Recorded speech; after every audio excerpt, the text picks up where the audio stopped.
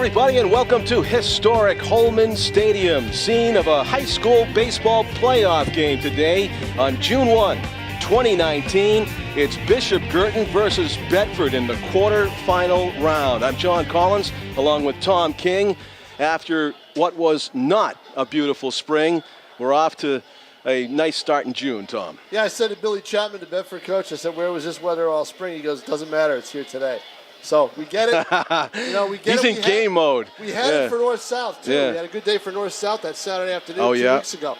So here we are, Bishop Girton. Now, this is a Bishop Girton team, John. It's lost 4 games, I think, during the regular season, 4 or 5. Bedford is one of those losses. They beat them 13-3. And you don't know what the pitching situation was then. It was a makeup game. It was rescheduled. That throws a lot of, flies in the ointment. But this is, BG with this group of seniors, they're all pushing to this tournament. This is what the goal was these 2 years. Last year they fell short. They got upset by Nashua North. This year they made it past that first round with a win over Manchester Central. Bedford beat Winnicott.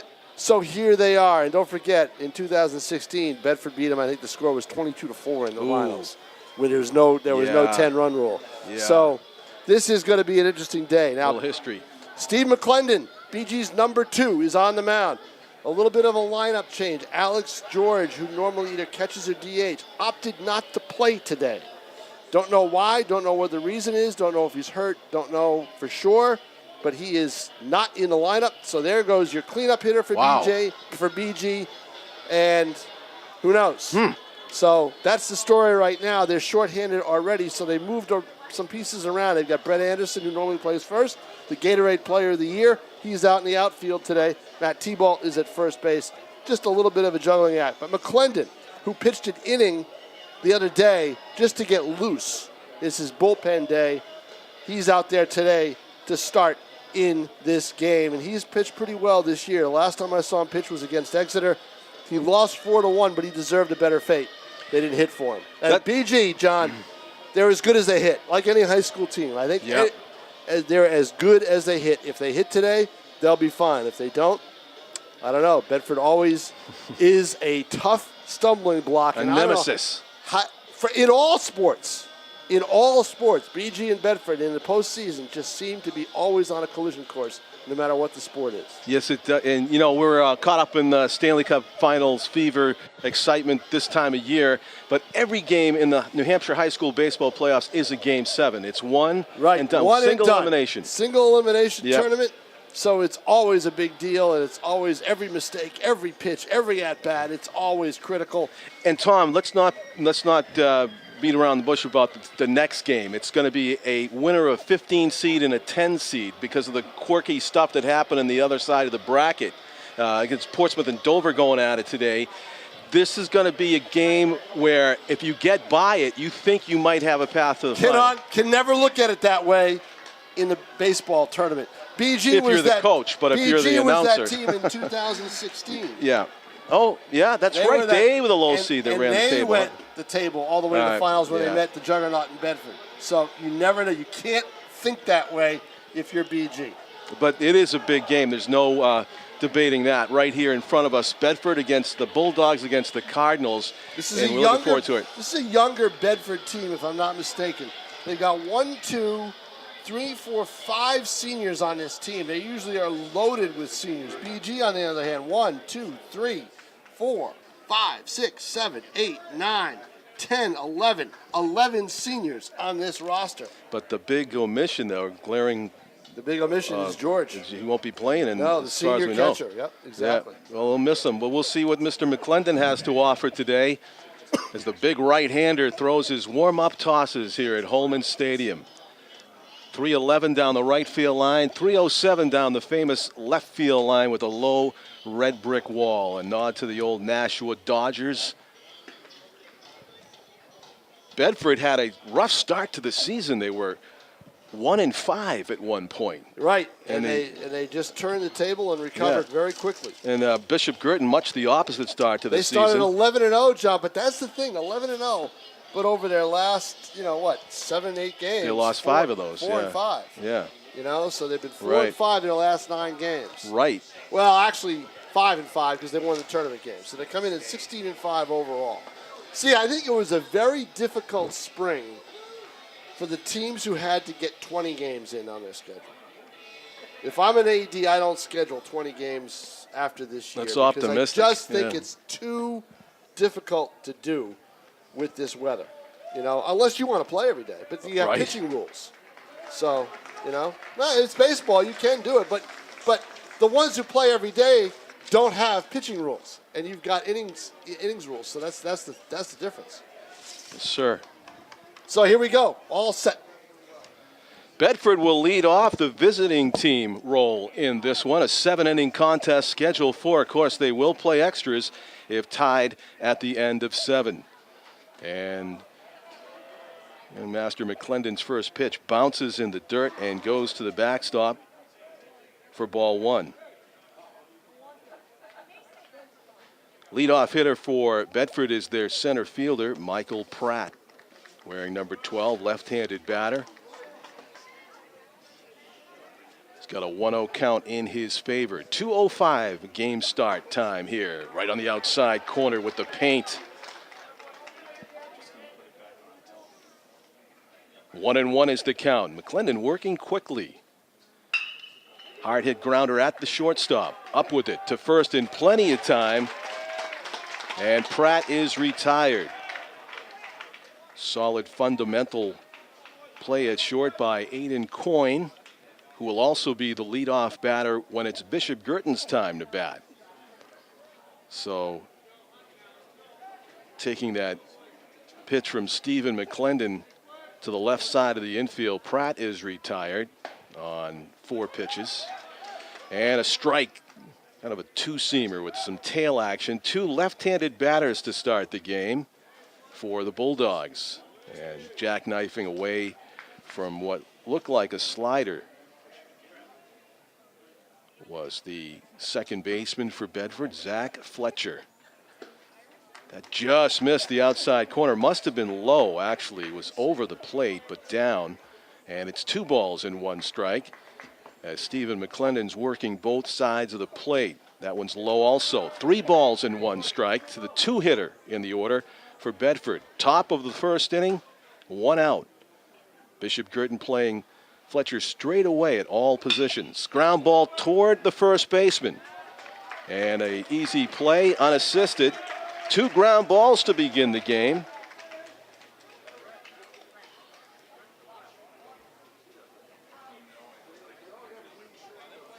Trevor Annabal, the shortstop for, actually Trevor Annabal is the second baseman.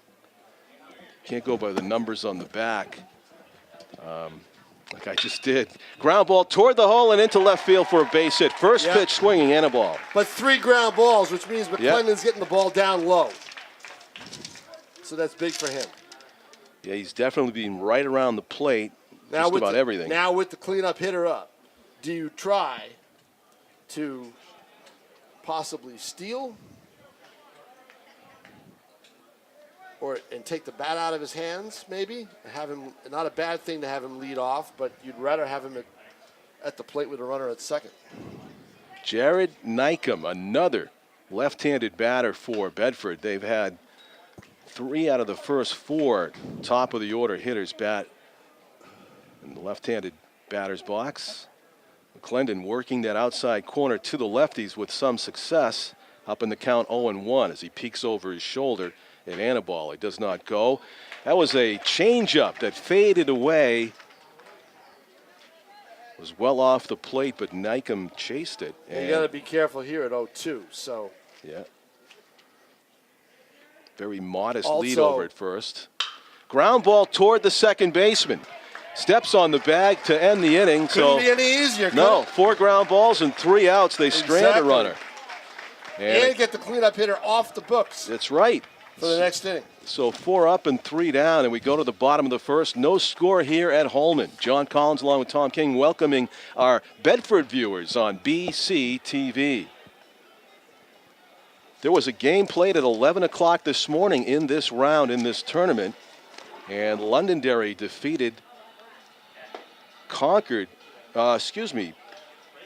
4-1. So Pinkerton was eliminated by Londonderry, the 4 seed over the 5 seed. So Londonderry will advance to play the winner of Concord-Goffstown, which will happen later this afternoon. They had that result on the website before 1 p.m., which indicated that 11 a.m. game, Londonderry versus Pinkerton, was less than 2 hours to play the 7 innings. Probably a credit to the pitching and the defense.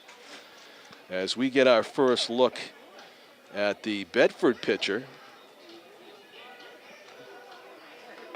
Blake Murray, who wears number 15. He's a right-hander. Seen the ball kind of a funky delivery coming out of his hand in the warm-ups here. It looks like almost a knuckleball grip. He's kind of shot-putting it toward home. Some of these pitches, that is.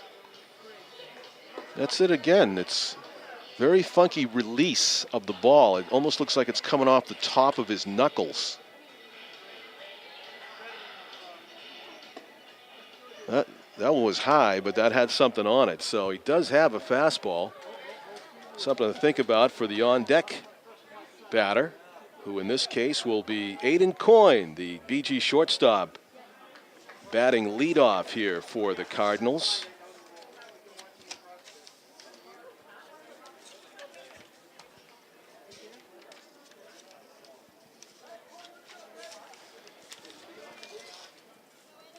Coyne, right-handed batter, will be followed in the lineup by Stephen McClendon and Brett Anderson. Quarterfinal round.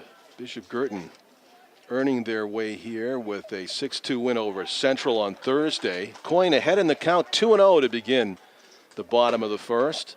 And Bedford with a very impressive first-round victory over Winnicott, 10-0.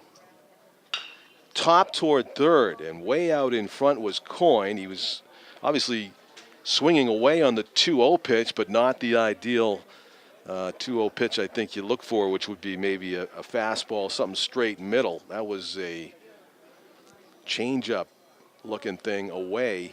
That one's way outside. An easy take for Coyne, and he's ahead in the count, 3 balls and 1 strike. So back to the same mindset probably that he had on 2-0, although he is just 1 pitch away from drawing a leadoff walk, and he gets it.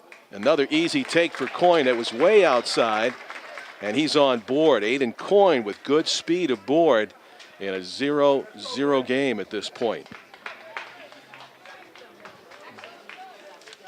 Now here is Stephen McClendon, the pitcher. Starting pitcher in today's game, batting in the 2 spot in the order, also a right-handed batter, and he looks at a ball in the dirt. So struggling with his control at the moment. Blake Murray is going to get a mound visit. Kyle Levine is catcher, going out to the hill to talk to his pitcher. Levine towering over his right-handed teammate as he trots back behind home plate.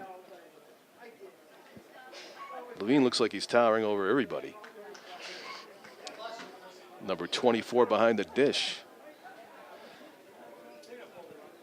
Bedford's defense playing McClendon slightly to pull in center field, but that's about the only hint of a shift in the defensive alignment as McClendon takes one on the upper outer corner for a strike. 1 ball and 1 strike.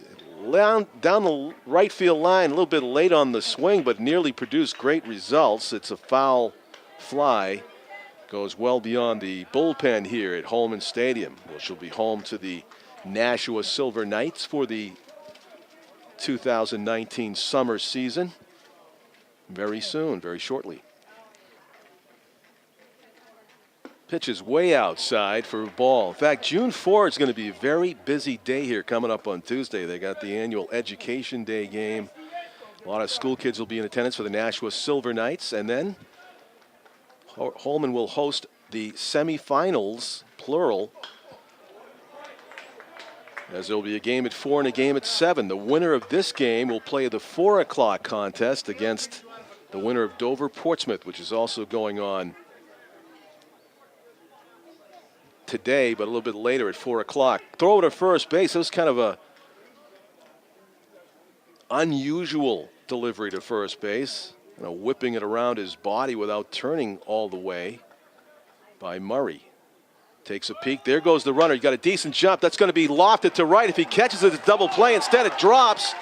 And in between was Murray. And I tell you, in that situation, when you are going to be dead to rights at first base anyway, if it's caught, you might as well keep going to third. And you can see Aiden Coyne tapping his chest as if to say, my mistake on that. I should be at third. And he should be.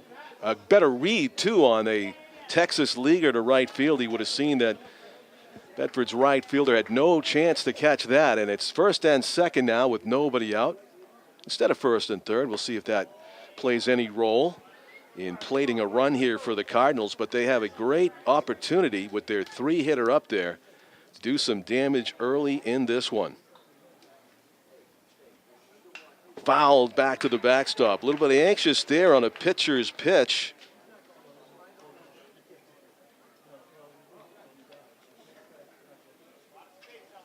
Was the three-hitter Brett Anderson.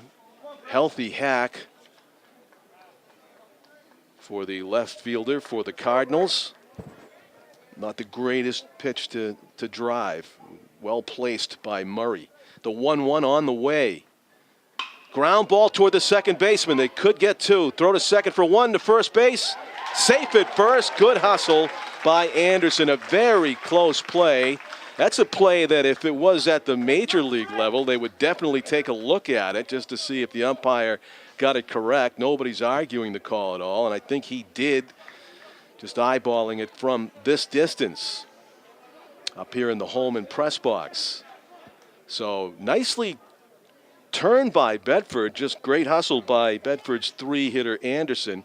Now it is first and third, and first pitch swinging, cleanup hitter Sam Boudreau. And Boudreau, the catcher for BG, swings through that one. It is now first and third, and the catcher for BG, Bedford, is signaling to his middle infielders what they want to do if Anderson takes off. And to answer our question about whether it mattered whether it was first and third before that ground ball, yes, because BG would already have a run in. Catcher can't find it. No advance by either runner. Just that was momentary behind the plate. Momentary loss of sight of the ball by Kyle Levine, but it was right there and wise for nobody to go. But Aiden Coyne would have probably scored on that double play ball, potential double play ball, had he already been at third base. The question is, will he score with one out here? That one misses outside. A good take by Boudreau, the big catcher for Bishop Gurdon. A couple of big catchers in your picture frame right now. The right-handed batting Sam Boudreau and the catcher Kyle Levine for Bedford. There goes the runner, and it's fouled off to the right. So it'll be 2 balls and 2 strikes.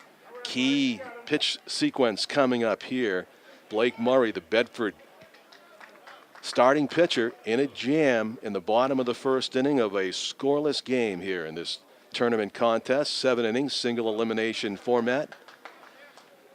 At stake, the first run of the ball game, potentially, in the form of Aiden Coyne at third base, just 85 feet away.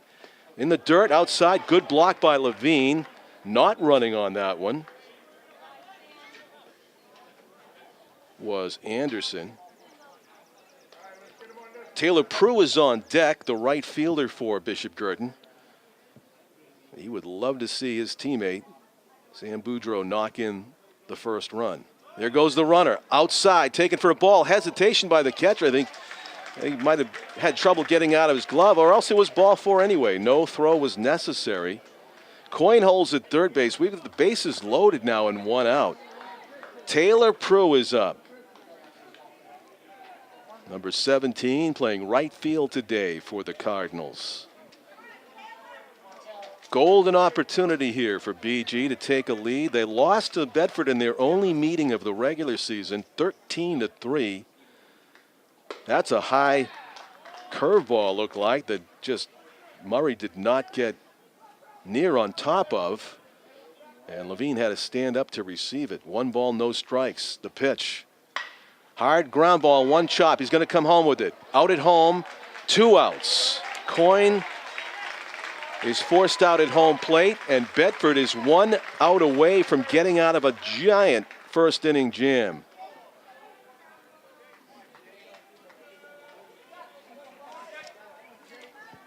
Leadoff walk to Aiden Coyne. Followed up by a single on a hit and run just about by their 2-hitter, Stephen McClendon. Anderson bounded into a fielder's choice at second. Coyne advancing to third. A walk to Boudreau, and then another fielder's choice, and no runs in yet. As Jake Mitchell, the third baseman, bats with 2 outs and the base is full.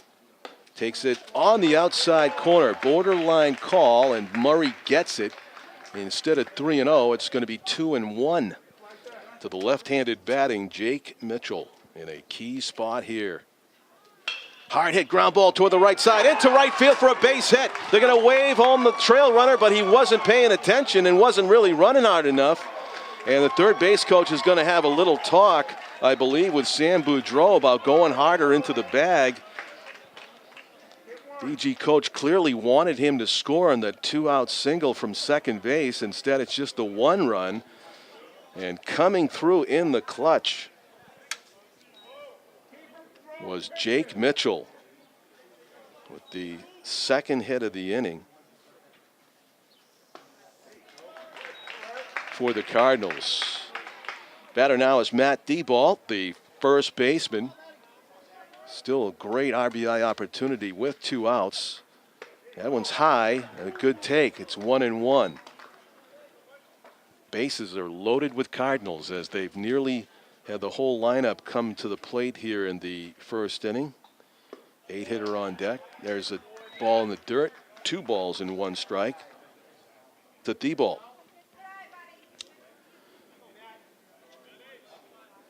Huskily built right-handed batter Matt Deball. Chance to drive in some runs here with 2 outs. Hard hit to center, sinking fast for a base hit. 1 run is in. They're going to hold up the trail runner. Good throw from center to the cutoff man. That would have been a close play at home, if not an out. But another 2-out single for the Cardinals, and they're up 2-0. Kind of doing it the hard way here. 1 runner at a time. 1 solid single, all with 2 outs. But they're getting it done as now the 8-hitter is up there. And it's Noah Therian. Noah Therian is the batter. Designated hitter in the 8th spot, and a conference on the mound for the Bulldogs. Blake Murray has been in trouble since the very start of the inning with the walk to Aiden Coyne.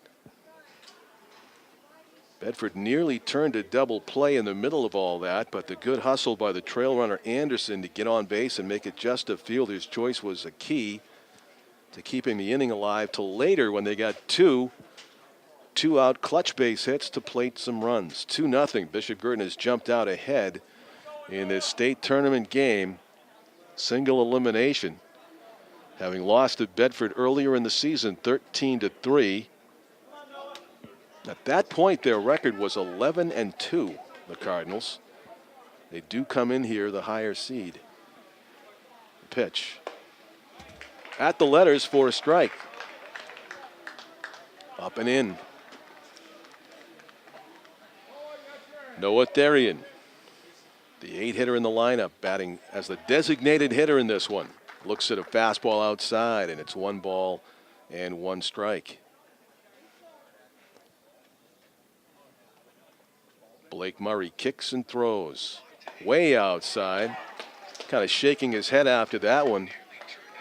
And it's 2 balls and 1 strike. Noah Therian awaiting the 2-1. Bases loaded, 2 outs here in the first inning. Gets jammed. It's a pop-up. Is it playable? Levine's trying to find it, and he does. Nice play by the Bedford catcher, who didn't have a lot of time to get under that one. And it's a big out because that leaves the bases loaded. Bishop Girton does get 2 runs. May have left a lot more on the table We'll find out how much that matters as the game progresses. Well, one of those runners to score, Stephen McClendon, the starting pitcher, will have to collect his glove and go back out onto the hill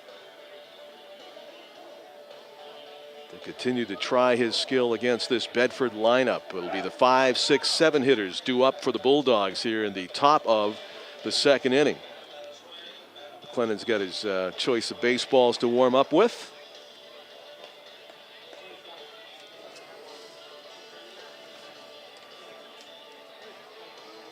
So I'll see, recapping that bottom of the first inning.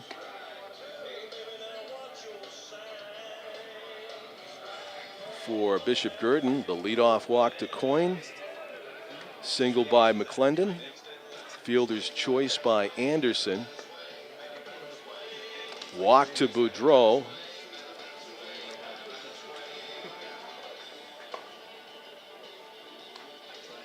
fielder's choice by Prue, as Coyne was cut down at home, 5-2. Actually, Steve McClendon was at first, and he got fielder's choice at second. That was good for the pitcher to come off the fielder in that bottom of the first, so he gets some more rest. And it was Anderson who reached on the fielder's choice that came around to score.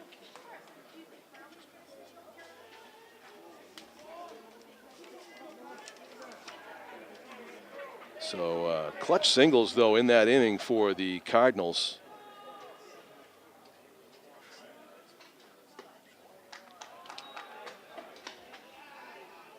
Mitchell and Debo. And that made it 2-0 game. So here we go to the top of the second inning. And the 5 hitter in the order is Kyle Levine, the big catcher, leading it off for Bedford. And he checks his swing on a ball just above the zone. It's 2 balls and 1 strike. Stephen McClendon trying to follow up the 2 runs that BG scored with a stop. Very high and very right at the right fielder. That's a tough sun. You can see the shadows are right in almost line with the sun there, but it's very high in the sky right now here at about 2:30 on a Saturday afternoon, June 1. But a nice catch made out there.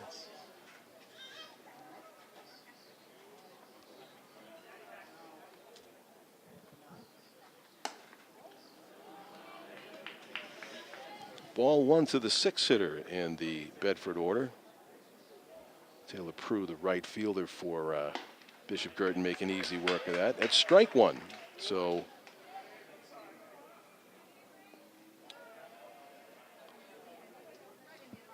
McClendon continuing to work quickly. The 1-1 pitch is inside.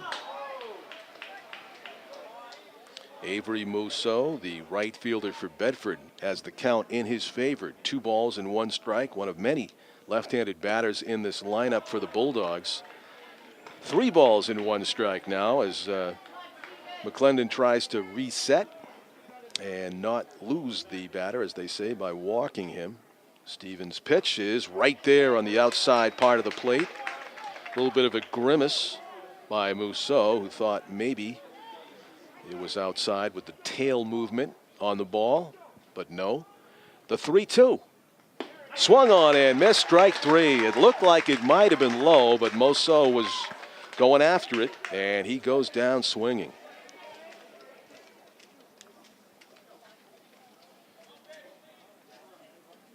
So that'll bring up the designated hitter for Bedford, Jacoby Collins.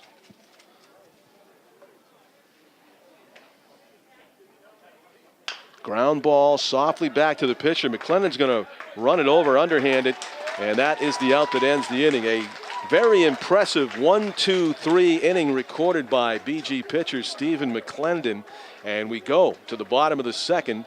2-0. BG leads it here at Holman. So in the bottom of the second, Bishop Gurdon will have their 9-1-2 hitters due up.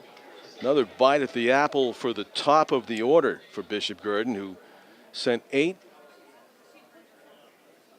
batters to the plate in the bottom of the first. Had the bases loaded as the inning concluded. They did score 2.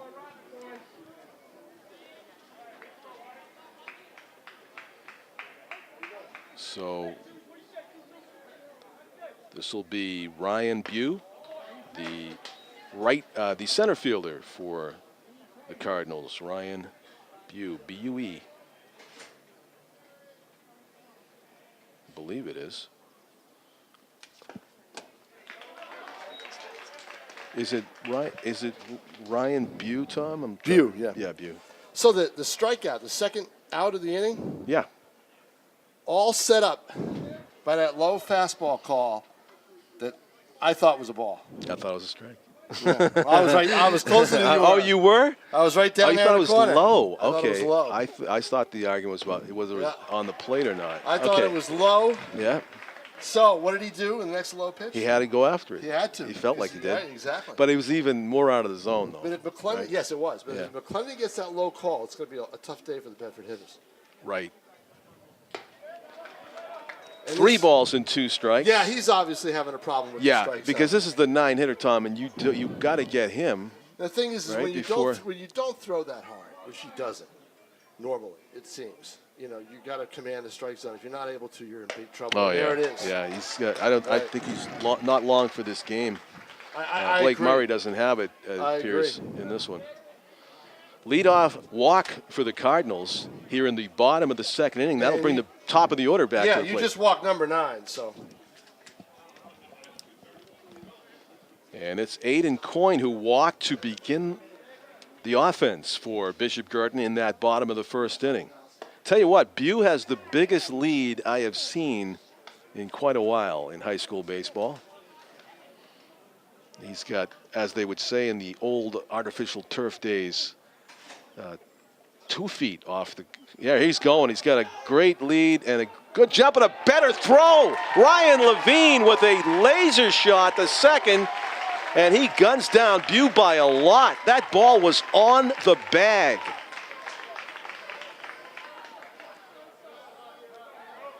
Ryan Levine's got kind of a hesitation before he lets it go. I got to say, he almost looks like he's having trouble getting the handle on the ball, but then the results were something else. Ground ball to the right side, slowly hit. Second baseman charges and gets the speedy Coyne by a running step. So 2 quick outs on 2 pitches. A caught stealing and a ground out gets Blake Murray back on track suddenly. Pitcher was struggling, and 2 pitches later, he's got 2 outs. You would have thought with that big lead, he would have had a. Yeah. Just didn't have it. Boy, he got gunned down by a lot. Yeah, he sure did. So credit Ryan Levine on that out. And there's a pair of catchers standing next to each other again, I think. No, it's Stephen McClendon, the starting pitcher, is up there. Yep. And who singled his first time up. Yes, he did. He went to right field. Bloop single to right. My assessment on that, Tom, that bloop to right when Aiden Coyne could have been caught. He lost. I think he lost sight of it. Maybe. It looked like he hesitated because he had a long way to run. He hesitated, but he stopped. He put the brakes on right away. But here's the thing: if you're Aiden Coyne and you're 90 feet away, and the fielder's going to be that close, you're going to be dead anyway. You might as well go to third. You might as well just go to third because you're going to be out anyway. But he stopped at second, and then on the ensuing ground out, he went to third, but he would have been already there. It was a nearly double play in the middle there. Coyne ended up getting forced out at home. Why would you send him to third? Well, he's gonna if the ball's caught, he's going to be out. If he tries to make the catch, if he makes the catch, you're going to be doubled up. Yeah. Right. So you might as well just keep going.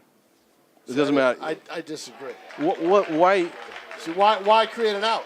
Why create an out? No, you say if he catches it, he's going to be out anyway. Well, he's going to be doubled off. He's not going to be. He's not having time to get back to the bag. Right. So you figure he's on his way already. So you might as well keep going to third base. I understand. Yeah, that's it. I see that. I've actually been in that situation. But before. if you notice in that first inning, they were very cautious on the base pass. They were too cautious. TJ, the coach at third base, did not TJ Sheedy did not send anybody around. He tried to send Sam Boudreau, but he was jogging into Right, the base. right. He talked to him after it. He was waving his arm, but he wasn't going like he wanted to score from second. Ground ball to the second baseman. Tough play to his right and makes it.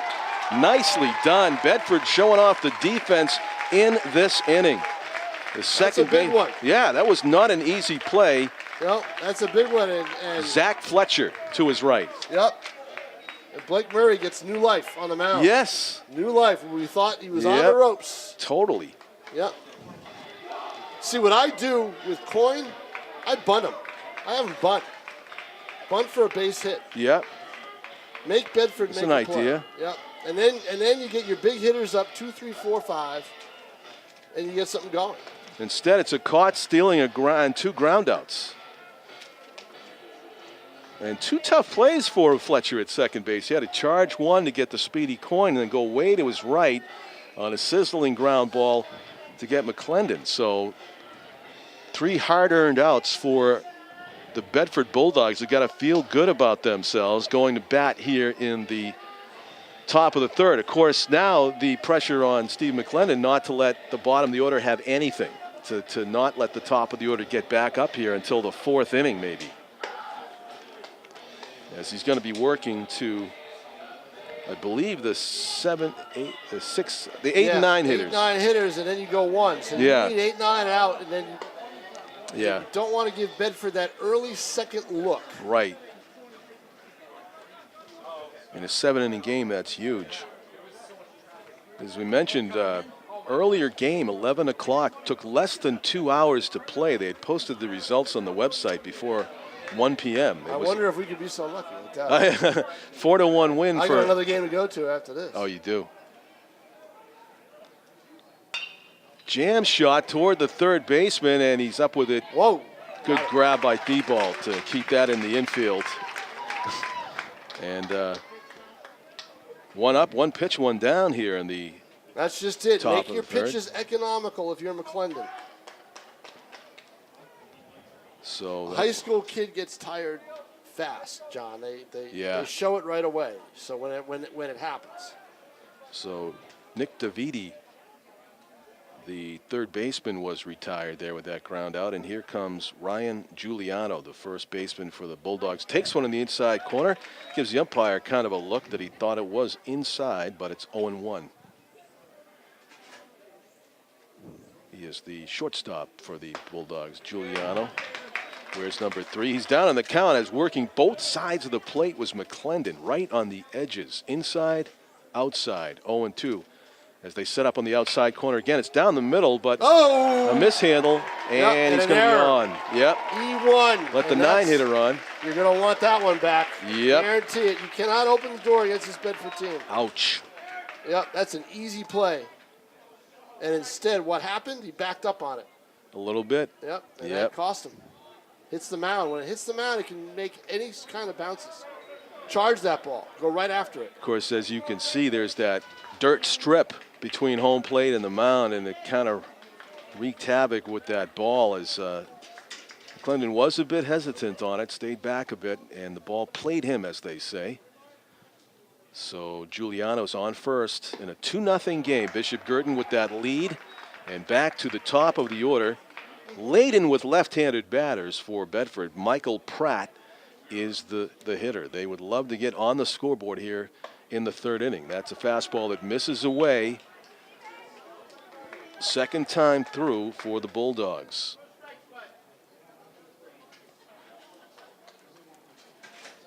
And the ground ball toward the middle and into center field for a base hit.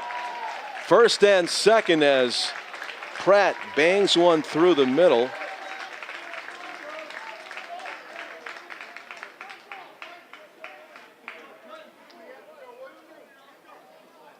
He grounded it out his first time up, but he's 1 for 2. Now the 2-hitter in the order, Zach Fletcher for Bishop Girton. He also grounded out to begin the ball game. First half of the first inning. Of course, BG would love an inning-ending double play here. There's one out, but they have to deal with the top batters in the lineup for the Bulldogs. That's foul tipped into the mitt by Fletcher. Strike one. 2 hits apiece. BG does now have an error recorded against them, and the mishandled by McClendon on the comebacker. And a flinch. You saw the umpire think about it. The right arm stayed down, and it's 1 ball and 1 strike. Just missing low was McClendon. Quality pitch there as he tries to, again, work it in and out against these Bedford hitters. That one's on the upper outer corner of the plate, and Fletcher fouls it off. So McClendon, staying aggressive within the zone, has the count in his favor. 1 ball and 2 strikes for the Bishop Girton right-hander. Trying to protect a 2-0 lead. There's 1 out, but 2 on here for Bedford. That one's well outside. Looked like it might have been a changeup. And it's 2-2.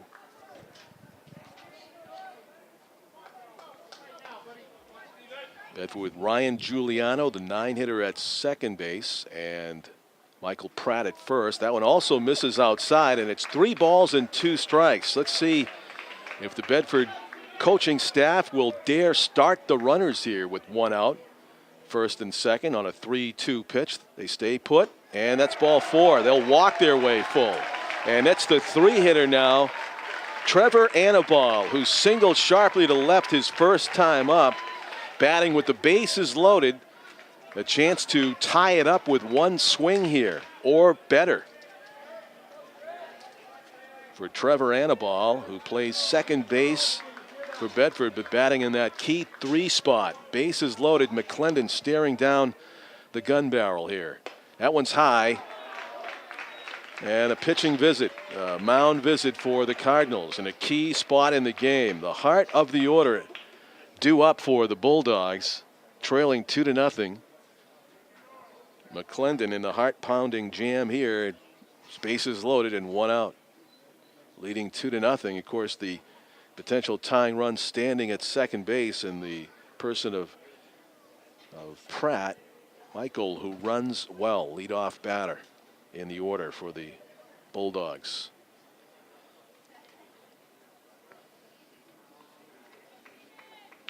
Well, Trevor Annaball started to walk toward his third base coach, but no words are necessary, I think.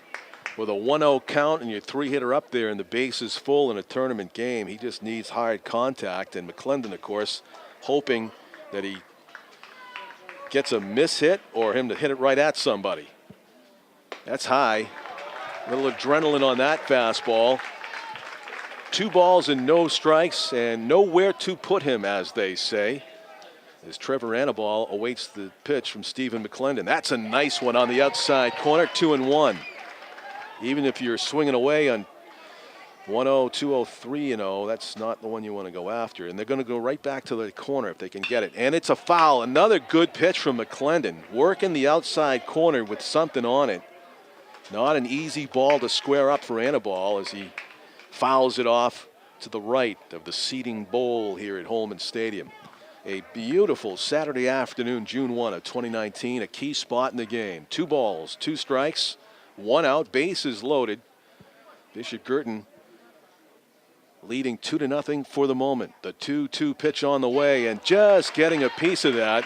Looked like a changeup or a slow curve that McClendon took a lot off of. And Annaball stays alive, fouling it back.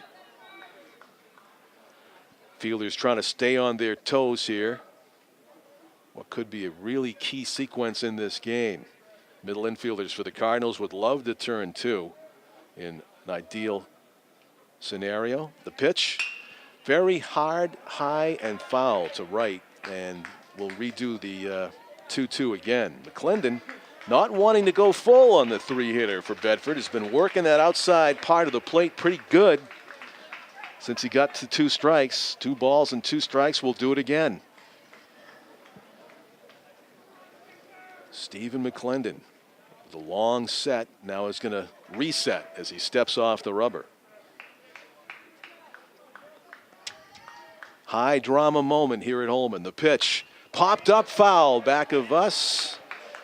And a battle is going on here between the ace right-hander for the Cardinals and the number 3 hitter for Bedford.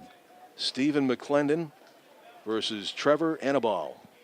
Annaball 1 for 1. He sizzled one in the shortstop hole for a base hit his first time up. A one pitch at bat. This has been anything but. The 2-2's on the way. Fouled off his foot.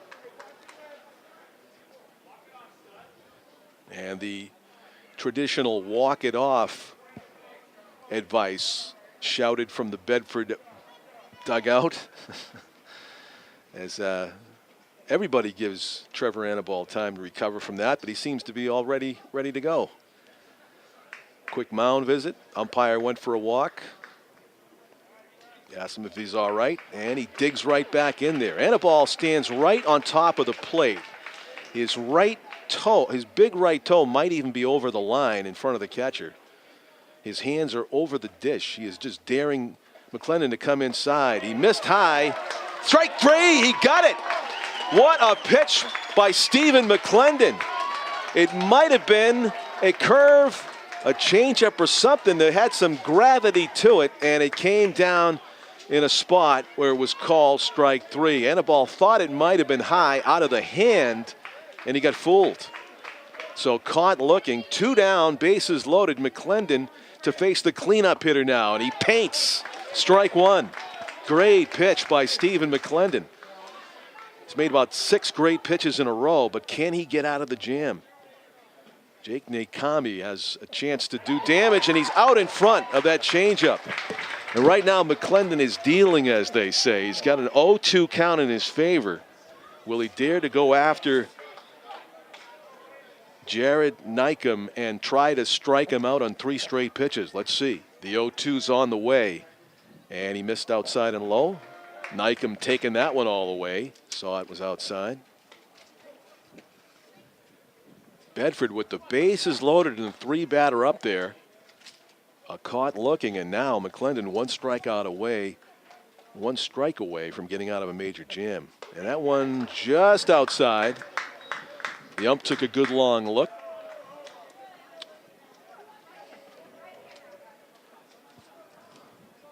Two balls, 2 strikes, 2 outs. The pitch, hard hit to right. A line drive's going to get down for a hit. 2 runs are going to score. This game is tied. 2-2. Big hit, Jared Nykum.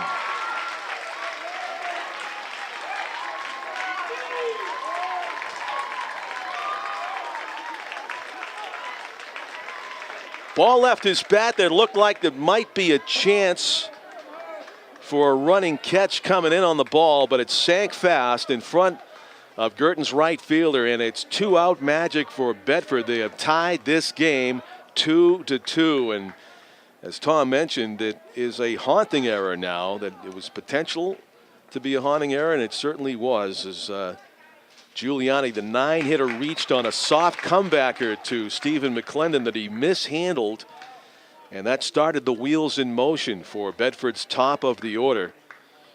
And it finally resulted, after much angst and difficulty for the Bedford offense, they got their big hit, and they have tied the game 2-2 here in the 3rd inning. It seems so unpredictable and yet so predictable at the same time. Those costly errors in the bottom of the order in these New Hampshire high school baseball tournament games. There goes the runner way early. This could be problems for BG. The runner goes home, and they're going to get the 3rd run. The go-ahead run for Bedford, no matter what happens in this rundown, has been recorded. Out number 3, but at a cost. 3-2. The Bulldogs lead it as the rundown is successful. Jared Nykum is going to get credited with 2 runs batted in, but he had a direct hand in all 3 as he got in that rundown. And it is a lead now for the Bulldogs as BG, with the pressure on their offense, coming to bat in the bottom of the 3rd inning, which was pretty much a disastrous 3rd inning in the end for Girton. Stephen McClendon got that really tough strikeout of the 3-hitter in the Bedford lineup with the bases loaded, and yet they could not come up with the 3rd out before 3 runs came across. So Bedford in the driver's seat right now. with a starting pitcher that has not looked comfortable at all. But working with a lead at the moment, had some great defense played around him.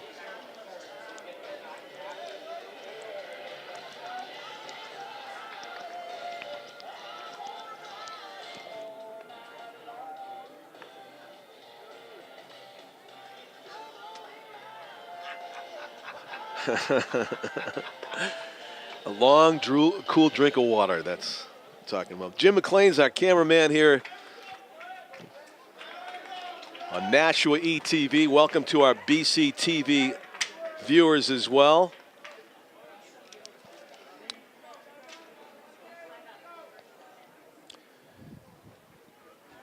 So Blake Murray, the right-handed starter for Bedford, floats one in about shoulder high and offering at that one.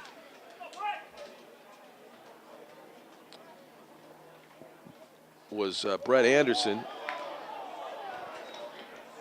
Bedford fans wanted that strike call. They don't get it. It's 1-1. Working quickly, Blake Murray to Anderson. High and deep to right. Right fielder going back, and he will make the catch. One step shy of the warning track. Not quite getting all of it was Anderson. It started high in the zone, if it was even a strike, and he hammered it, but just one step shy of the warning track. It's 3-11 down the right field line here. That was closer toward that little alleyway where the vehicles come on here at Holman. Top of the zone strike there. About as hard as Blake Murray can throw it right there to Sam Boudreau. The catcher for the Cardinals takes strike one. And that floater outside in the dirt. Kyle Levine, nice backstop play just for practice. Nobody on base here in the bottom of the third inning. BG staring up at a 3-2 deficit now. Blake Murray's pitch. That's going to catch the inside corner. Slow curve finding the zone. And freezing up Boudreau just a little bit. A pitch where if you're seeing 2 or 3 of those in a row, you're thinking about jacking that one over the left field wall. But the element of surprise. Mixing up your pitches. Blake Murray trying to battle here in a game where he didn't seem to have his command in the first few innings. Working in the third, and now he's a pitch away from walking. Boudreau. Taylor Prue on deck, and if he reaches, Jake Mitchell. The 3-2. Oh, he swung it, probably ball 4. Sam Boudreau enticed to go after that one because, well, halfway it looked like a strike, and then it kind of faded on him. And it is a strikeout swinging. So 2 down in the third. A fly out and a strikeout. And here is Taylor Prue. Strike called over the outside corner. 0-1.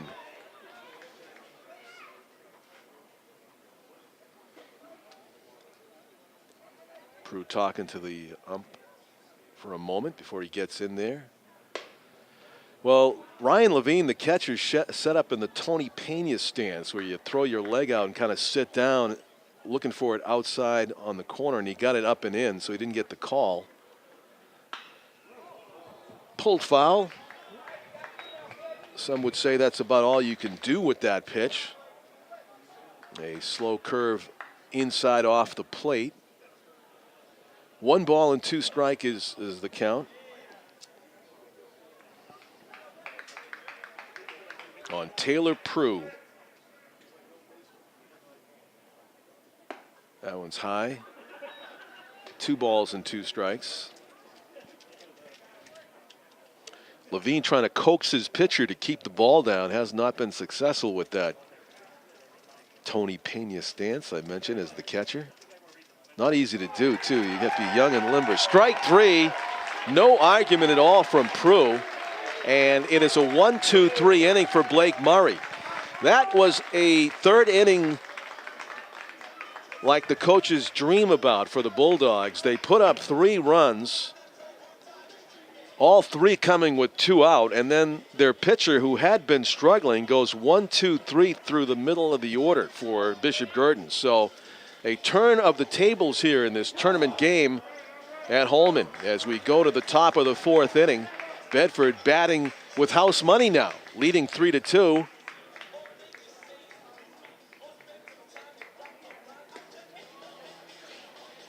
A much different story than it was midway through the top of the 3rd inning as we go to the 4th in a 7-inning contest.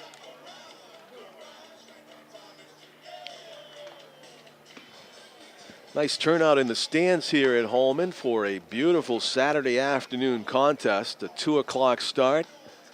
We're just under an hour into the game, and it's been tight. Bedford were 1-5 to start the season, including a 16-6 loss at Keene in Game 1 of the spring of 2019. So not a great start. They've been 11-2 since, though, with only 2 close one-run losses since then to Goffstown and Exeter during the season. That 11-2 run included a 13-3 10-run victory over these BG Cardinals on May 9. And BG trying to make it a spring sweep here if they come up with this tournament win, leading 3-2 entering the top of the 4th, trying to add on some runs.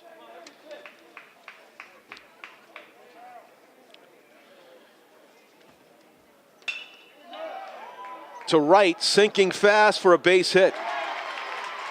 Ryan Levine, big right-handed batter, had flied fairly deep to right his first time up. And, you know, you're thinking about that as a right fielder. You're playing him fairly deep again, and then he goes and hits it in front of you.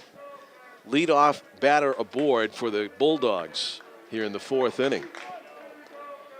And Masso is up. Masso swung and missed at strike 3. Ground ball through the right side, base hit. And thinking about going to 3rd and then thinking better of it was Levine's got a dive back as Aiden Coyne makes a bid to catch the catcher flat-footed, but not. First and second, 2 batters aboard on 2 base hits to right.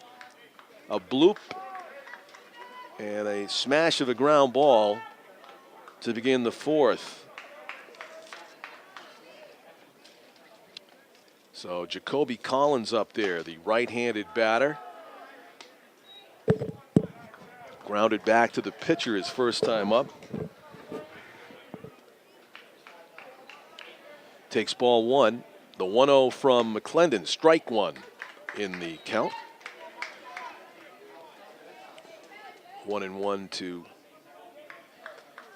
well, interesting. Just checked his, looked like his wristband, like a quarterback would check for plays. It is a sacrifice bunt, and it's going to go pitcher to the second baseman covering. Sacrifice is successful for Bedford, so with 1 out, they have runners in scoring position. As Jacoby Collins gets it done, textbook style, to the right side of the infield. Stephen McClendon had no thought to go to 3rd with that, even with the not so fleet of foot catcher Levine running. And now with 1 out and runners in scoring position, the batter is Davidi. Timeout is called by the catcher for Bishop Girton. He's trying to get a read in the dugout, what they want to do.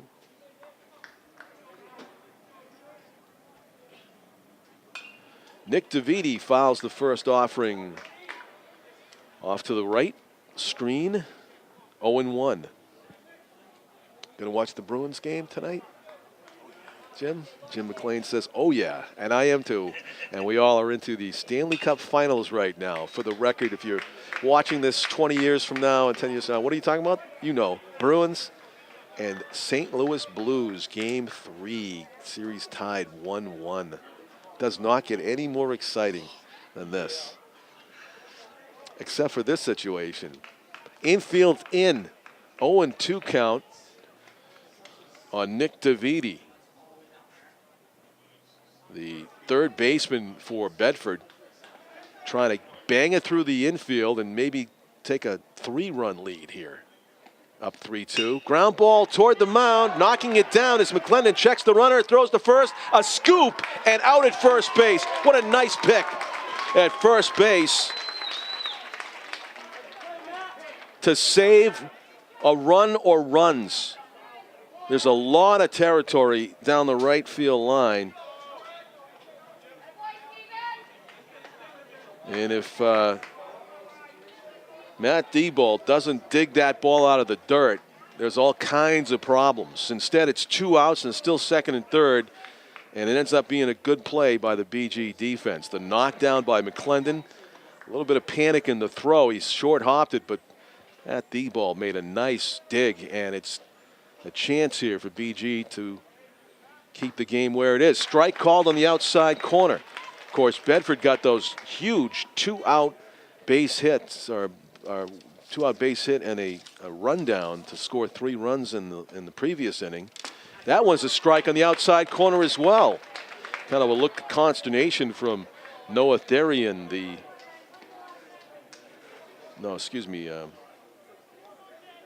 9-hitter for Ryan Giuliano for Bedford. Looking back at the umpire. Strike 3, foul tipped into the mitt. And a 3-pitch strikeout there of the 9-hitter by McClendon. He gets the job done. He holds Bedford scoreless there in the top of the 4th inning. So it is still a 1-run game.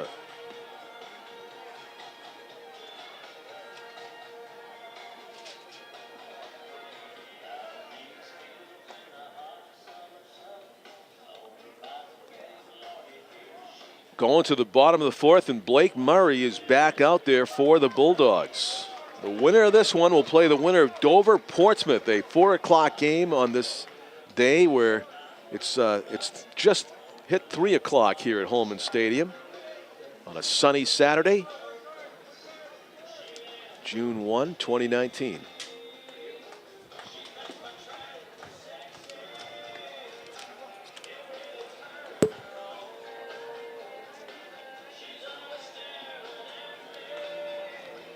Blake Murray offering a assortment of soft stuff, really, that has been effective, though, in this game. Holding Bishop Girton to just 2 runs. BG had the bases loaded a couple of times in the bottom of the 1st.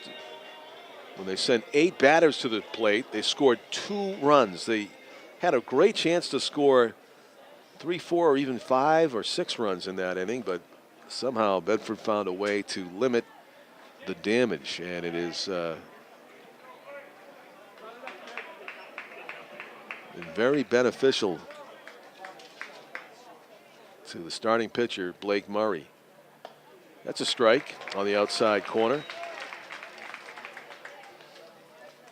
Very little working inside hitters. It's happened. There's been even a caught looking inside in this game, but mostly you see Ryan Levine set up on the outside corner and get the strike calls.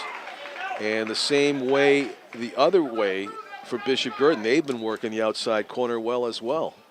So it's an 0-2 count as Murray kicks and delivers. Pop up right side behind the infield. Zach Fletcher is going to call it and makes easy work of that. And again, this is the inning. You got to take advantage of that escape artistry by McClendon. Well put. Escape artist. Yep. Yeah, and yep.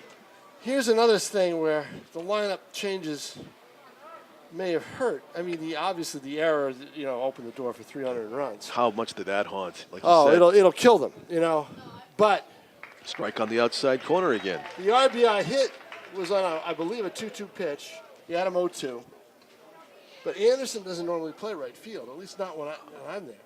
And he froze. He froze. It looked like it could have been caught. It definitely looked like it could have been caught. Let's say Mookie would have had it. Well, I think somebody charging. Yeah.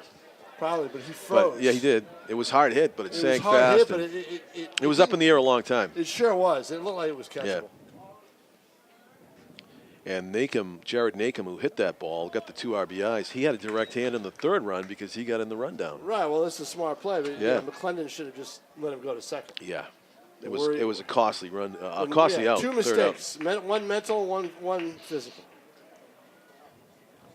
Blake Murray, the 1-2, excuse me, check swing over the See, screen. Murray right now he's playing with house money. I mean, he's just throwing softballs up there. So, and the Cardinals are overswinging. So if I'm them, I make him come in hard and see if he has control of that fastball. And I keep the bat on his shoulders. Well, there's a Base hit to left. So BG has a one-out base runner aboard as Matt Diebold, who had that great dig, by the way, that low throw by McClendon. Very big dig. I thought he was going to be safe with that throw because I'm watching it from the other angle, and I'm saying, uh-oh. So you imagine that gets by him. That's right field at Holman. It's 2 runs. 2 runs. 2 runs, and it's a 5-2 yeah. game. And essentially, I would say almost over. Yeah. Big defensive play by Matt Diebold. Now he gets a base hit. He's on at first. Yeah, but I don't know if I dare run him against no, this catcher. conservative lead, but now it's a double play ball to second. They flip to 1, 2. Wow, 4-6-3. Inning-ending double play. So we go to the top of the 5th. Bedford still ahead 3-2. And there's another thing. Darian hasn't really hit all that well the games that I've been at. He's a good pitcher. But your DH is, instead of hitting cleanup, is hitting H.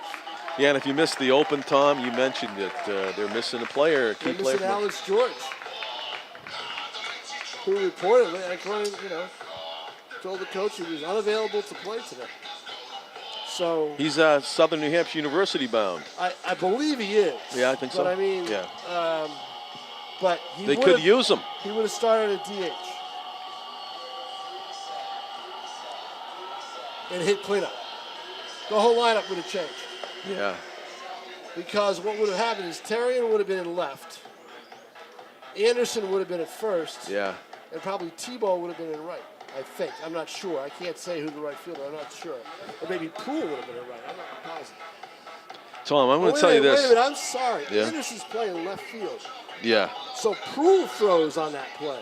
And he normally plays right. Poole throws. And he normally plays right. So my apologies. Yeah. Anderson is in left. So that's my mistake.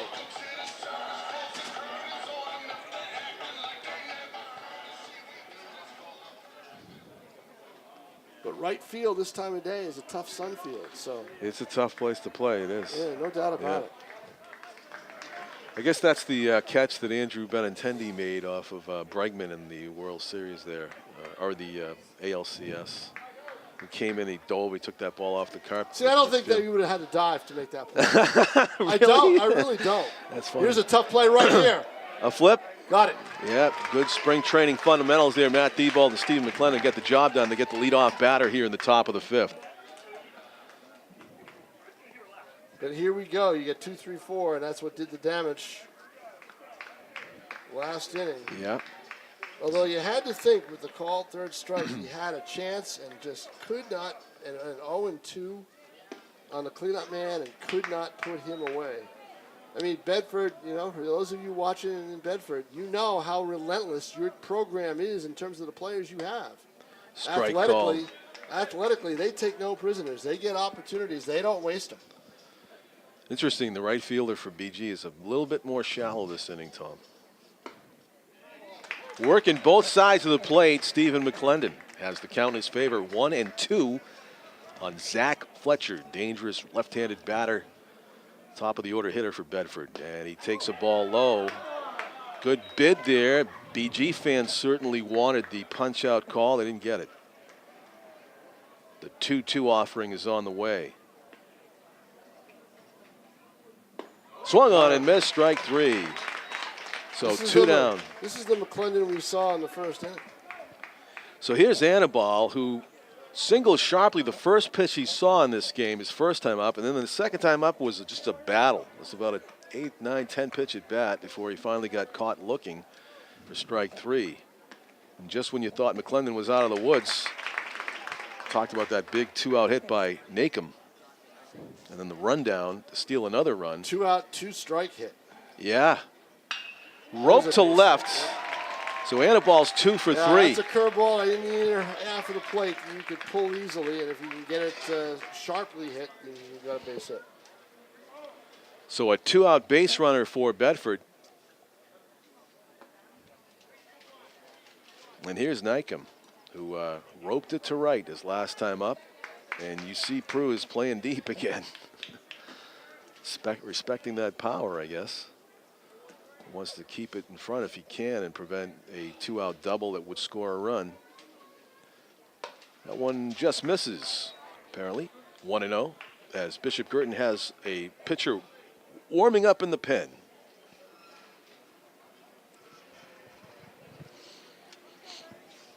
As does Bedford. They have a pitcher on the mound in their side, their bullpen.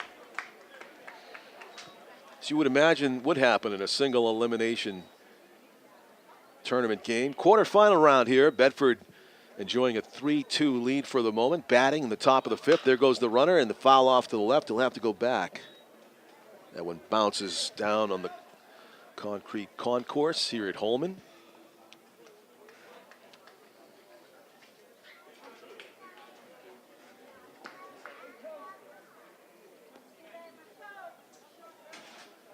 McClendon looking in for the sign. He's got 2 outs, a 1-2 count on Nakem. There goes the runner. It's like a pitch out. The throw to second base, and instant, he's out. He didn't even slide. I was going to say you better go tag him again because from this angle, there was no guarantee that he was out, but apparently got tagged a step shy of the base, and the Bedford third base coach is just not happy at all with Zach Fletcher for not sliding, Trevor Annaball for not sliding on that attempt.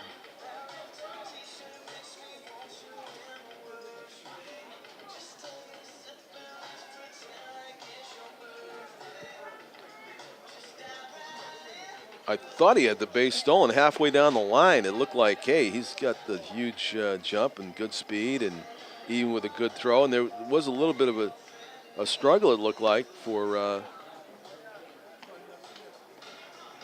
BG catcher Sam Boudreau to get that out of his glove and get it down to second base, but he got the job done, certainly. Ends up being a 3-batter inning for Bedford. And good work by Stephen McClendon. The only problem has been that third inning, and it was with 1 out, a comebacker to the mound, a soft hop that just went awry on McClendon that allowed the 9 batter in the order, Ryan Giuliano, to reach on the error by the pitcher, and then the floodgates opened later on in the inning. 3-2, 3 runs scored in that inning after that error, which would have made it 2 out and nobody on. So Blake Murray back out there. Sort of unbelievable that he lasted to this point in the game, but I guess people who know him would say otherwise. A fly out on the first pitch. Coming in and make the play, the right fielder. Avery Mousseau charging in to record the out. So back to the top of the order now. Aiden Coyne up there. That was Ryan Bew that flied out to right. Coyne takes a strike. BG 1 run away from tying this thing up. They'd love to get their speedy leadoff guy aboard. Aiden Coyne takes a ball up and away. He walked to start things in the bottom of the first inning. Grounded out later in the game. A floater stayed inside. The fans for both teams kind of oohed and awed that wasn't called a strike. And ground ball to the third base coach. So 2-2 is the count now on Coyne. Trying to battle his way on base. Aiden showing off those stirrups, which seem to be a thing of the past for most players. Certainly I don't think anybody else has those showing for Girton. The center fielder for Bedford does. Strike 3 called. He took a fastball inside and got frozen. He's upset with the umpire, but he's been calling that pitch all game. 2 out. Great pitch by Blake Murray. Right there it appeared. Ryan Levine, the big catcher behind the dish, has been framing pitches really nicely. First pitch swing is going to be fly ball to center. and Stephen McClendon is retired. It was about a 4-pitch inning for Blake Murray, who's sailing along now as we go to the top of the 6th in a 3-2 game. Just past the hour mark here, and we are into the top of the 6th inning.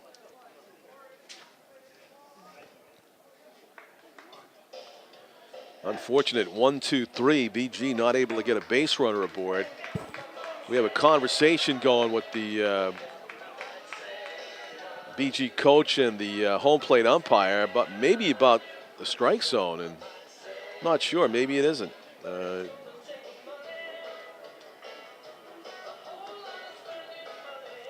speculation doesn't seem to be going sour or anything. It's of a good nature.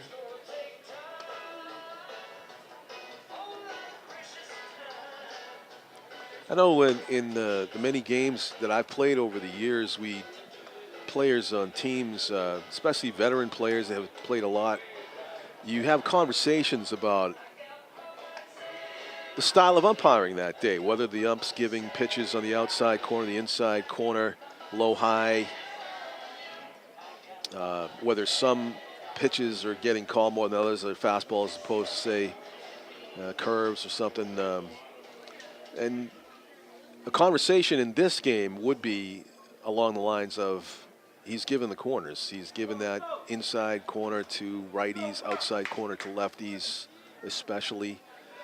Be wary of that. So with 2 strikes, you got to be swinging on that. Unfortunately, Aiden Coyne was not, and he was punched out. So it's a live and learn moment in baseball land. To the top of the 6th we go. Strike called. Stephen McClendon continues to pump strikes in the zone. Again, his 3rd inning was the only bad one, and it's costing at this point. With BG down 3-2, but still 2 at-bats to go, at least.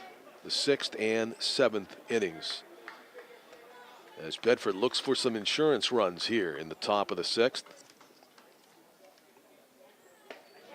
Great changeup by McClendon, way out in front. Strike 3, swinging on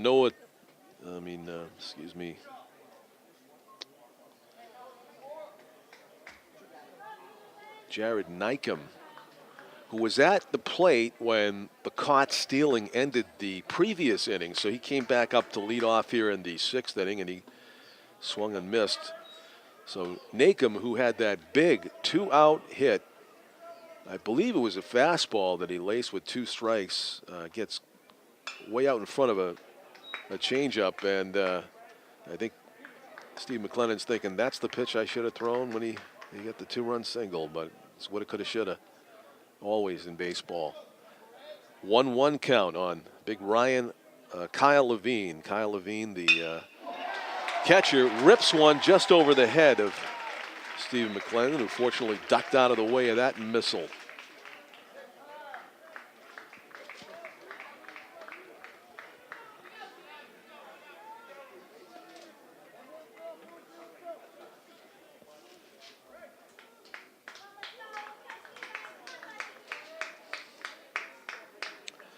I remember Kyle Levine from youth baseball. Hudson playing against Bedford at some point, maybe 7-8 years ago.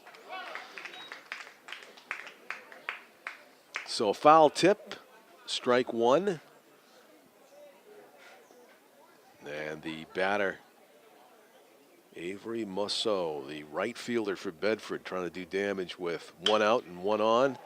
Golfs one the opposite way. Well foul down the left field line. They'll just leave the ball there and let a Bedford reserve player will trot down and take that one out of play. No break in the action. 0-2 is the count.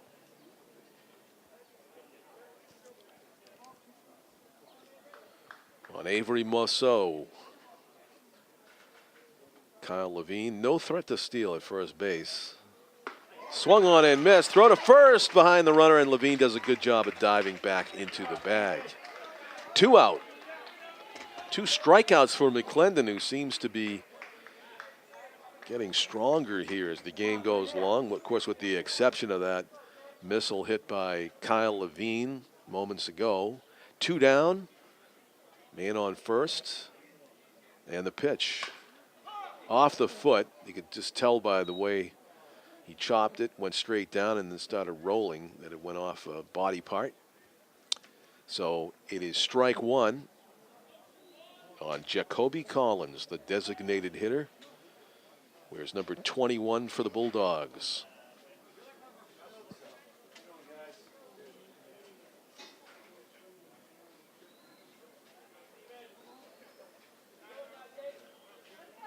Goes by Jake. He's heard some of the Bedford fans call out to the Bedford batter, who's in a conference now with his third base coach about some sort of strategy. Of course, everybody's mind goes toward bunt when you see a kind of a slow-footed runner at first and 1 out, 2 out. Even with 2 out, what could you be talking about? A hit and run play, maybe? The pitch. Ground ball back to the pitcher. A lot of spin on it, but McClendon handles this one nicely as he absorbs it and throws to Matt Thibault, and it is the 3rd out of the inning. We go to the bottom of the 6th in a 1-run game. A single elimination tournament. Pressure is on. Bishop Girton's hard of the order to get a runner on board and home to tie this thing up or better. With a great pitching performance going in Stephen McClendon, a mystifyingly great pitching performance going for Bedford. Blake Murray, who had been struggling with his control early, just has been finding all kinds of ways to get Bishop Girton batters out. Continue to work your magic is what the Bedford coaching staff is saying to Blake Murray as they put him back out there for inning number 6. And there is bullpen activity for Bedford.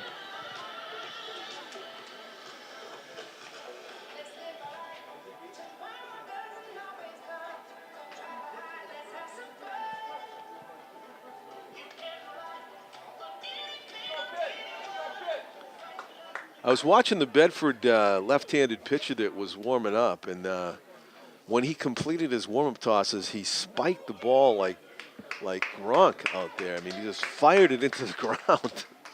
And now he's trotting over to right field. So a fiery left-hander is playing right field for Bedford. And apparently he may be the next pitcher due into the game if needed. That is a generous strike call by the home plate umpire. That one, I think he did not get correct, if I may be so bold as to criticize. That one's even further out. Blake Murray trying to explore the expanse of the Greg Maddox strike zone here at Holman, suddenly stretching it a bit, though, with that one. The 1-1. Hard to left, that might be fair. It's going to be off the wall. It's a fair ball, and it's a second base with a big leadoff double. Bishop Girton. That is the classic, taking what you are given and making the most of it. That was nearly a game-tying home run by Brett Anderson. That was terrific hitting by Anderson, who nearly had a home run. The carry on that ball. A great bid for the foul pole here, which is just 307 from home plate. He got a soft one up and away and just drove it, and he is in scoring position with nobody out, representing the game-tying run potentially. And there's going to be a timeout, and they're going to summon the right fielder to come in here and pitch. And we saw Blake Murray go an astonishing 5 full innings here at Holman, in a game in which he struggled mightily early. Got in a giant jam in the first inning, but let up only 2 runs after facing 8 batters. And he will give way to the lanky lefty for Bedford, and a huge ovation from the Bedford fans here at Holman Stadium for Blake Murray, who's going to have a good memory of his performance just about win or lose here at Holman Stadium on June 1, 2019, as he comes off and gives way to the lefty. It's number 20 for Bedford. He was playing left field, and this is Avery Mousseau. Mousseau into the game to pitch. Left-handed batter. He will be facing the giant part of the BG batting orders. Sam Boudreau, Taylor Prue, and Jake Mitchell. The 4, 5, 6 hitters are due up for Girton. And again, I can't say enough about what nice hitting that was by Brett Anderson to take that slow curve, and I believe it would have been called a strike on the upper outer part of the plate to the left-handed batter, and just drove it nearly a home run out of here off of the bricks on the fly in left field, and it kicked past the left field. There was an easy double for Anderson. Now he's in scoring position. If he scores, this game will be tied 3-3, and that's what Bishop Girton is all about right now, tying this thing up to give their fine pitcher, Stephen McClendon, a chance to continue on with his magic.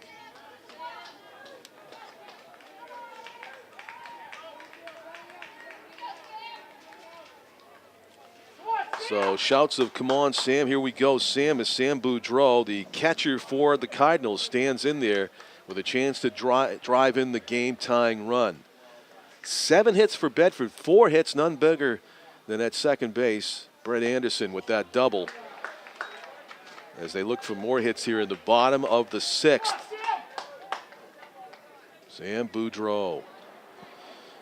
Bedford beating BG 13-3 a month ago. This is a much different game. The pitch. Fastball misses, and it's 2-0. Sam Boudreau looking for something he can drive. Bedford playing Boudreau a smidge to pull in center. Straight away elsewhere. Very high pop-up in the infield.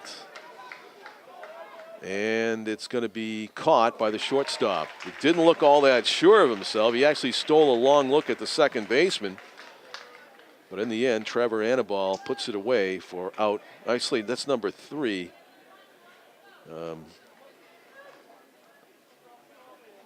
Ryan Giuliano, the shortstop for Bedford, makes the play. So it's 1 out. Now still runner in scoring position. Ground ball is gloved. It is a fair ball. Throw to first base on a hop.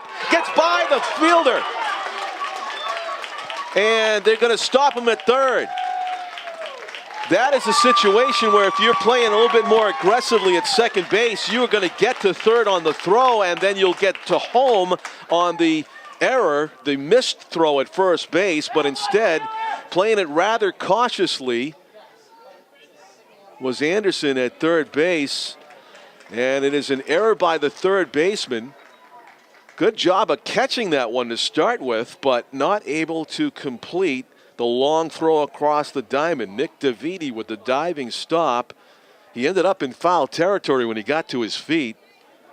Anderson at second base was playing it cautious, not wanting to get picked off or in a rundown, but you'll see some runners that will, on a long throw like that, they might take off from second as soon as he releases it, because it's always difficult for the first baseman to catch it and throw it all the way back to third and get the runner. But in that case, playing it cautiously, the overthrow at first base yielded only the 1 advance for the runner at second, 2 bases for the batter. So with 1 out, 2 runners in scoring position. And that one misses way outside. So Taylor Prue getting it done with the ground ball chop. And it's Jake Mitchell, the third baseman, left-handed batter, batting in a key spot. Fouled off the end of the bat. They kind of hit a pitcher's pitch there from Avery Mousseau, the lefty, going against lefty here. So with first base empty even, he still wants to get the left-handed batting. Mitchell. The pitch. That's high. with the fastball. 2 balls and 1 strike. Good take by Jake. Number 10, Jake Mitchell, third baseman, in a key spot here. They're in at the corners, back in the middle of the infield, conceding the tying run if he can hit a ground ball to the shortstop or the second baseman. Instead, he pops it up. The third baseman coming in, and Davidi makes the play. 2 pop-ups in the inning, proven really costly for Bishop Girton. Now it's coming down to 2 outs, needing some 2-out magic. So pop to short, pop to third, mixed around an error. And the leadoff double by Anderson in danger of being wasted here unless BG can come up with something with 2 outs. Timeout called. They're going to put him on. It is an intentional walk. You just have to tell the umpire 4 pitches, walk, automatic, put him at first base. So he does not have to deal with pitching to the right-hander. The matchup, again, important to Bedford. They didn't want the lefty pitcher pitching to the righty batter if they could help it. And so they send Matt Dieball trotting down to first base with the intentional pass. Instead, it'll be, let's see, will it be a pinch hitter for Bishop Girton?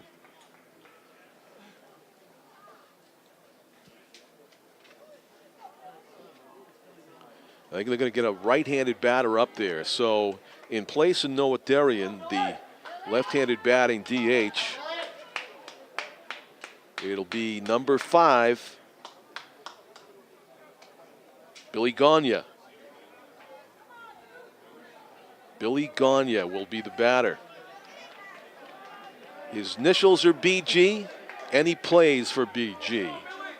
And will this be the moment that Billy Gagne remembers years from now? We hope it is. The pitch, low.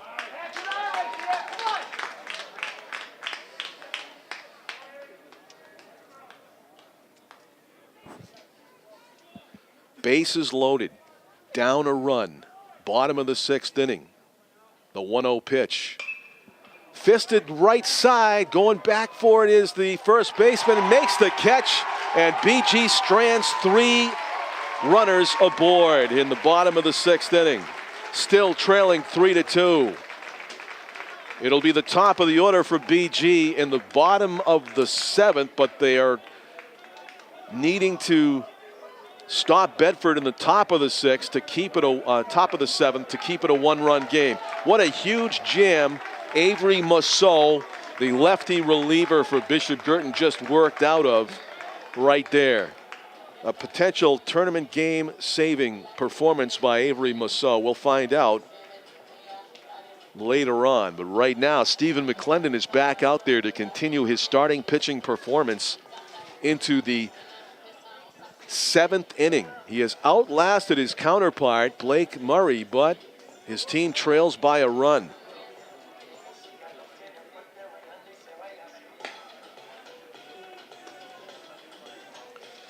BG has left the bases loaded a couple of times in this game, and it's hurt. McClendon slipped to his knees as he released that last pitch. Does some housekeeping on the mound, on the landing area, before he resumes throwing here in the top of the 7th inning.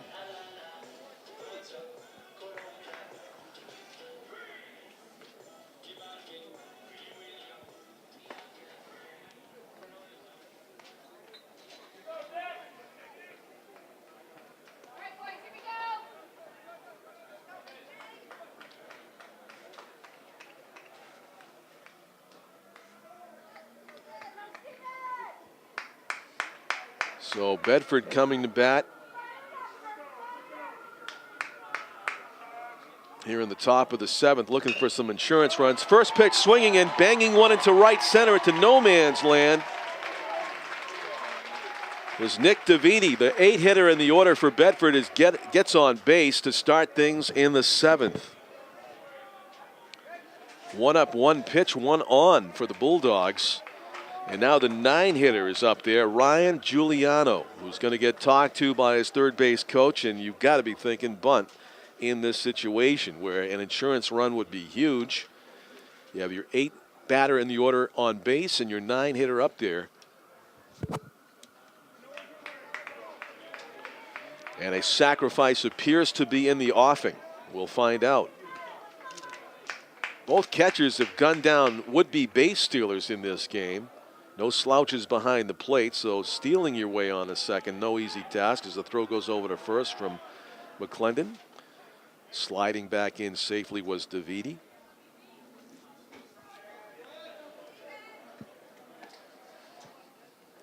The pitch, bunted. It looked like it hit the batter, and is he out?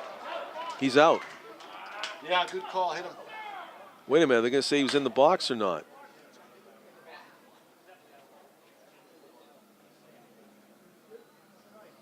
Boy, hit the bat. Hard to believe that he was fully in the box. They're going to talk to the umpire. Somebody said, you thought it hit the bat the second time on the bounce? Bounce up and hit the bat? Oh, it'd be interesting to see it again. But a golden opportunity, obviously. Oh. Wasted, but over anxious at the plate. 3 pop-ups. 3 pop-ups. 3 pop-ups. You know, not 1, not 2, but 3. You know?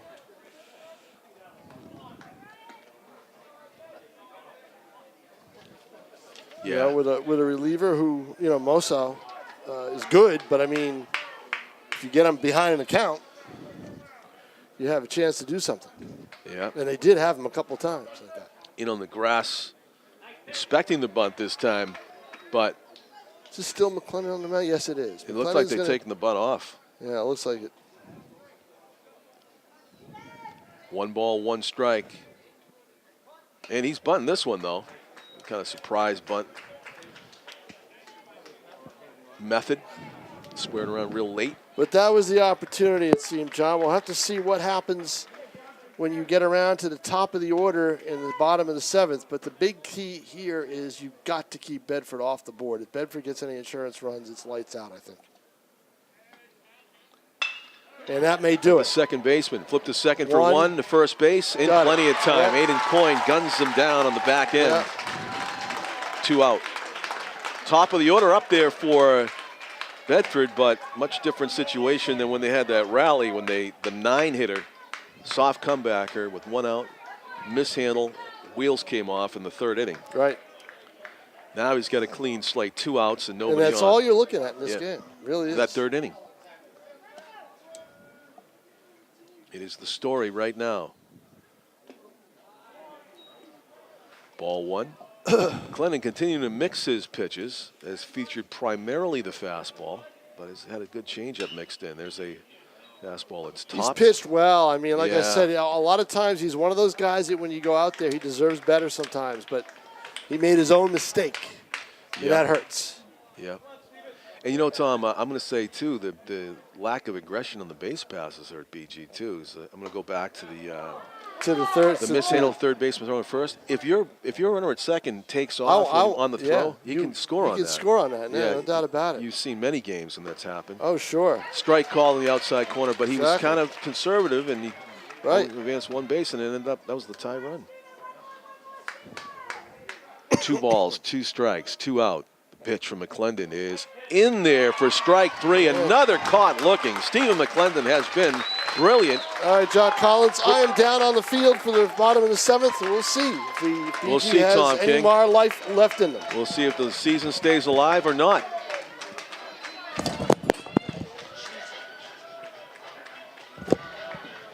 Three runs for Bedford and 2 for Bishop Girton.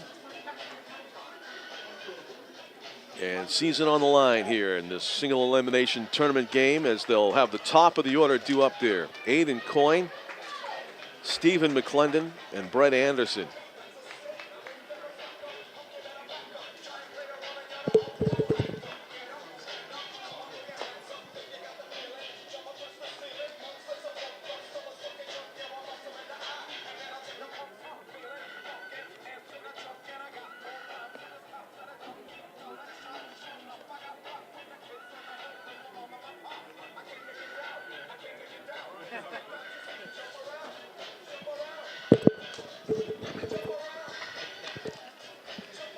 A beautiful Saturday, June 1 of 2019.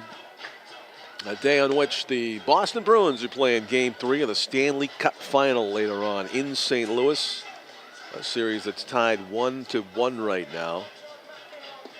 A lot of drama out there, a lot of drama right here. Bishop Girton 1 run down.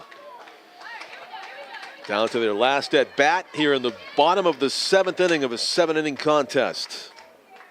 Winner of this one will advance to play here at Holman on Tuesday, June 4 at 4 o'clock against the winner of Dover-Portsmouth, a game that's being played later this afternoon. Avery Mussal, the pitcher who came in and performed brilliantly in the 6th inning, is back out there to start the 7th. Number 20, Avery Mussal. Ball taken low by Ryan Bew. I misspoke. It's the 9-1-2 hitters due up for Bishop Girton, not the top of the order yet. So Ryan Bew feeling the pressure to get aboard here. Center fielder for Girton. 1 ball and 2 strikes as he fouls off that inside tight offering.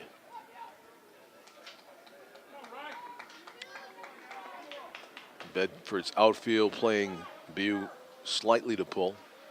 Infield straight away at all positions. The pitch outside.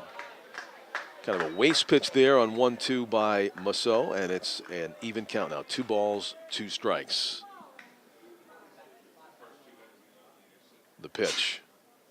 Swung on and missed, strike 3. Kind of a floater that was down and in and tied him up. So Girton down to their last 2 outs now with their top of the order due up. Here's Aiden Coyne. Caught looking his last time up.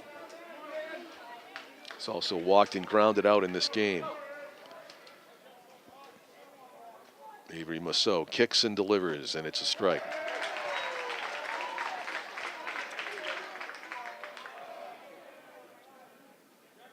Working quickly. Strike 2. Coyne hating that inside strike call. Last time up, probably doesn't like that one much better. The 0-2 pitch on the way, outside and high by a little.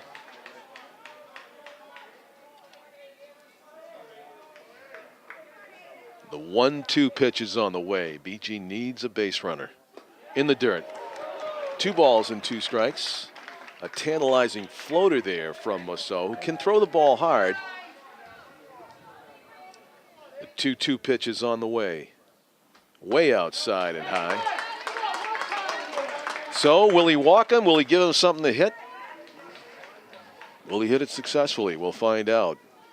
A key pitch coming up here to Aiden Coyne, and the whole infield wants to talk about it.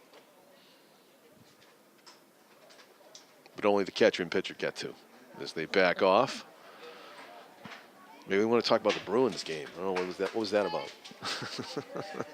There's nobody on base. You got a 3-2 pitch. You don't want the runner on base. It's up to the pitcher and the catcher to get the job done. And the batter. The pitch to Aiden Coyne. Rip foul. He did not watch that one and leave it up to the umpire whether it was inside or not. He just gets rid of it, which is the thing to do in this situation. 3-2 again. Ground ball back to the pitcher. Stabbed by Musso, and he flips it to first in time. And a frustrating afternoon for Aiden Coyne and Bishop Girton. But Stephen McLennan has a chance to change that. Stephen McLennan getting an added cheer as he comes to the plate for a brilliant pitching performance. Marred only by the 3rd inning. That's a low curve in the dirt for ball 1. If he could get aboard, it would be Brett Anderson, who got that double the opposite way as last time up. And that's a strike on the inside corner. and McClendon's pleading with the fact the ball ended up in the dirt, saying it was low. Apparently the umpire did not think so. That one is just off the outside part of the plate. And I'll tell you what, I think maybe that little complaint that Stephen did, maybe he did it in a polite way, might help him on that call. Maybe a makeup call. 2-1. That one's up and away. 3 balls and 1 strike. And I do not think Steve McLennan's going to swing at this pitch no matter where it is. Could be wrong. They need a base runner. The 3-1 on the way, and it's strike call at the top of the zone. Bishop Girton fans did not like the call. Bishop Girton coaching staff didn't like the call, and they're letting the home plate umpire hear about it. But it's come down to this: 3 balls and 2 strikes here. Bottom of the 7th inning, BG trailing by a run. Topped foul will do the payoff pitch again. Shout out to our BCTV viewers in Bedford watching this, and also Nashua ETV viewers. You've been treated to quite a good one here today. The 3-2 pitch on the way, swung on and missed, strike 3. Bedford advances in the 2019 tournament. A 1-run victory here on a Sunsplash Saturday afternoon. Bedford comes out on top, 3-2. There will be handshakes. Avery Massot, who just gave kind of a dismissive salute to the BG team after he got the final out, now into his good sportsmanship handshake mode as the two teams shake hands going across home plate. Bishop Girton's season comes to an end. Bedford will be back here at Holman on Tuesday, June 4, for a 4 o'clock start against the winner of Portsmouth and Dover, to be played later today. Congratulations to the Bulldogs. Their fine 2019 baseball season continues. Congratulations to Bishop Girton and their players and their fans who are standing and saluting the boys who unfortunately had to come up on the short end this afternoon. For Tom King and our cameraman Jim McLean and our executive producer Pete Johnson, I'm John Collins. Thank you for watching and saying good evening from Holman Stadium, everybody.